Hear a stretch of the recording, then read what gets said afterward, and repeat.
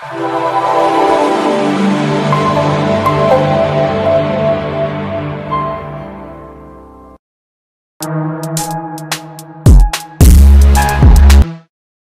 share, like and subscribe to our channel on Facebook, YouTube, Instagram and TikTok. Thank you! Yay! Hello, welcome to AfriKids TV show.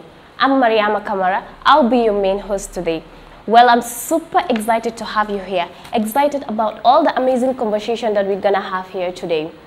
Before we start, let me remind you of one thing. The person joining us today is a super amazing woman who has 15 years of experience in girls and women empowerment. Well, you know what's special about her? She has an amazing experience in climate adaptation, and most importantly, she serves as the program coordinator of ecosystem-based adaptation. That is the EBA. Now, let's welcome Mrs. Awa Sillah. Welcome, Mrs. Awa Sillah. It's so good to have you here. Thanks for joining us. Thank you, Mariam. Okay, have a seat. Thank you. Well, Mrs. Awa Sillah, as you all know, I've already explained to the audience, but they didn't get to know much about you. So could you please tell us more about yourself?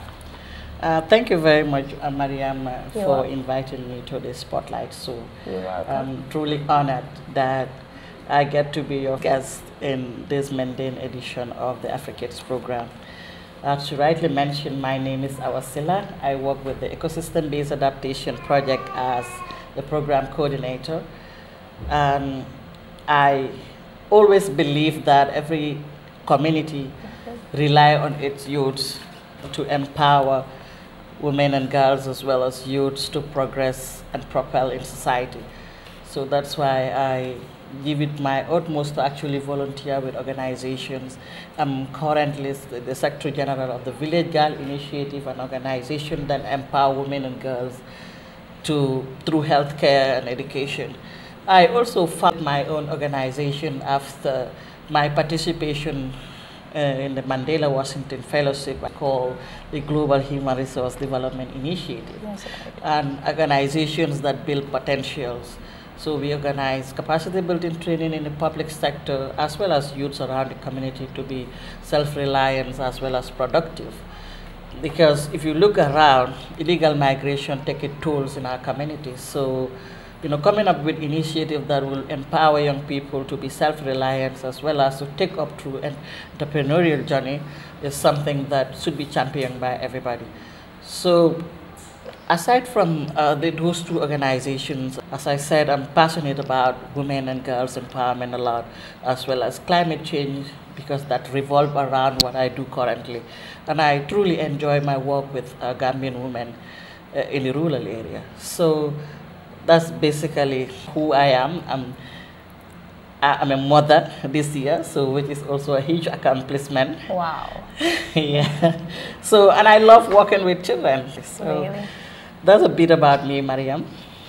Well, from what you said here, it seems like you are passionate about women. But my next question is, how do you experience working with the rural women, and how does it shape who you are? Working with women actually shaped who I am today. Well, I found myself in a domain where I work with a lot of rural women, and their tenacity and will to survive in trying circumstances humble me. I mean, sometimes when I'm in a rural area, you could see somebody who is at a lesser privileged position share whatever they have.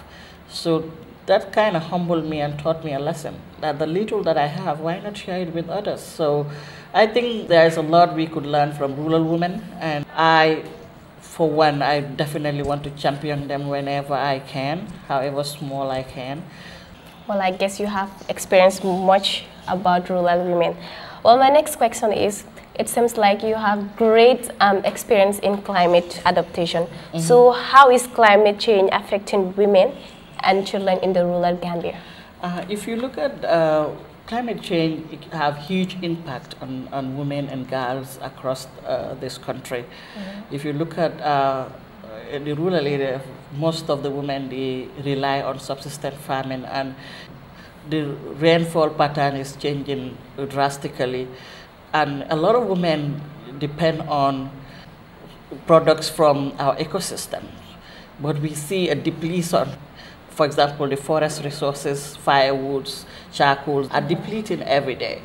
So if you look at all facets of climate change in this country, it's deeply affecting women and children. So meaning climate change is deeply rooted and it's affecting the communities. So that's why it's important for all hands to be on deck to actually fight climate change. Yeah. If all women in the Gambia can plant at least one tree, it will definitely change the narratives. Definitely. The narratives that beg us to ask the question, are we really doing enough?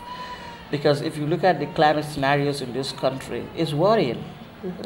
So if each and every one of us can plant at least a single tree, it will definitely change the narratives. The narrative, as I said earlier, that begs us to ask the question, are Gambians really doing enough?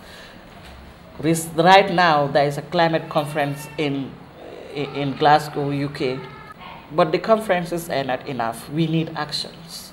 We need actions, but we need actions to implement those policies and to be in realities.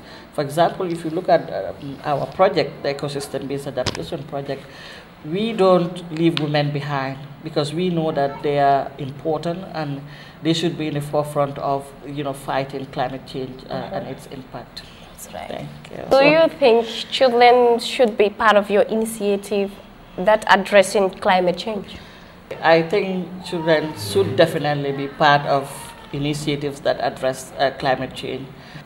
They should have a seat on the table. They should not just be around it. Children should be part of initiative because they are the future leaders. Yeah. So it's very important for adults to actually include children in climate change initiatives and activities across the country.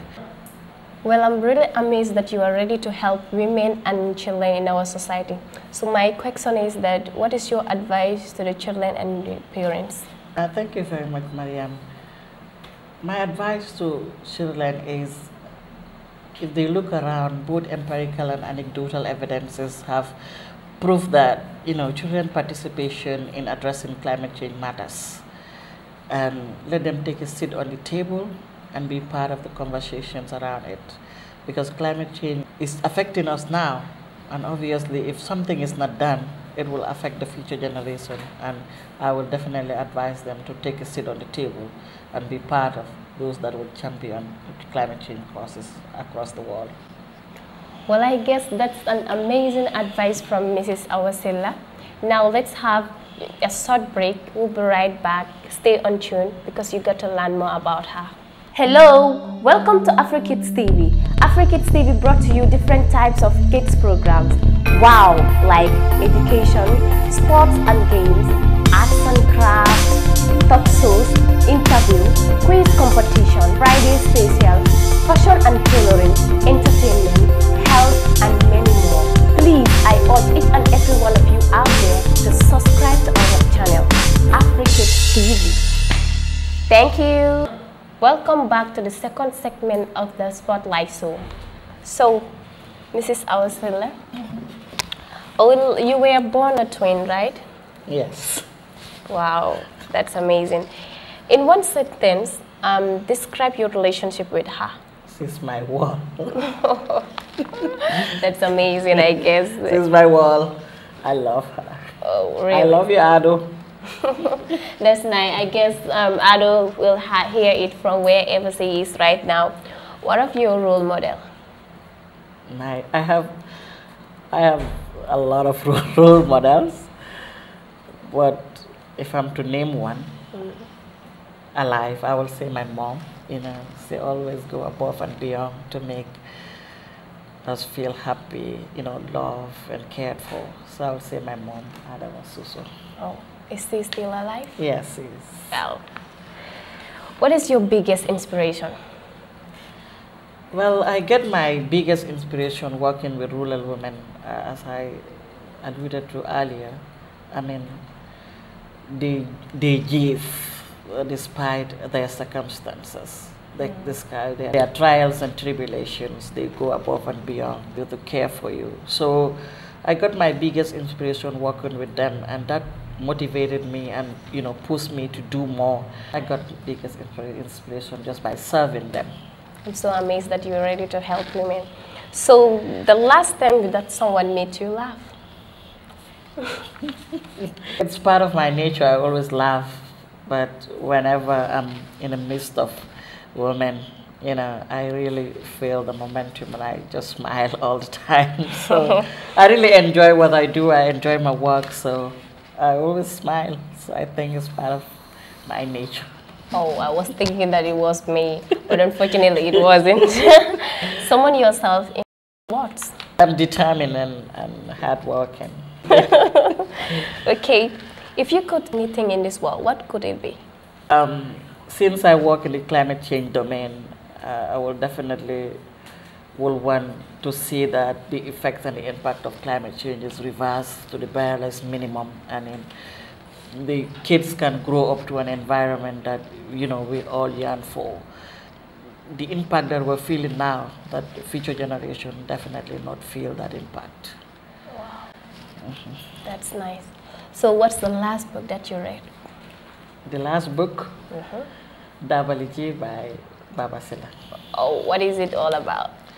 Dabaliji about the past and how people contributed towards independence. So it's a very historical book, and I really enjoy reading that book. Wow, that's nice. Well, this is AfriKids TV, so still keep watching because we're not yet done.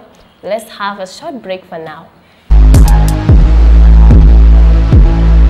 Welcome back to the final segment of the Spotlight Show, which is Test Your Knowledge, African women leaders and who they are. Well, Mrs. Awa, could you please kindly tell us who is this?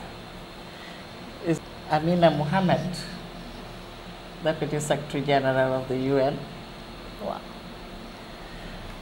That's amazing. This next one, how about? Boss is the Director General of World Trade Organization, Dr. Ngozi Okonjo-Iweala, a very phenomenal and amazing woman.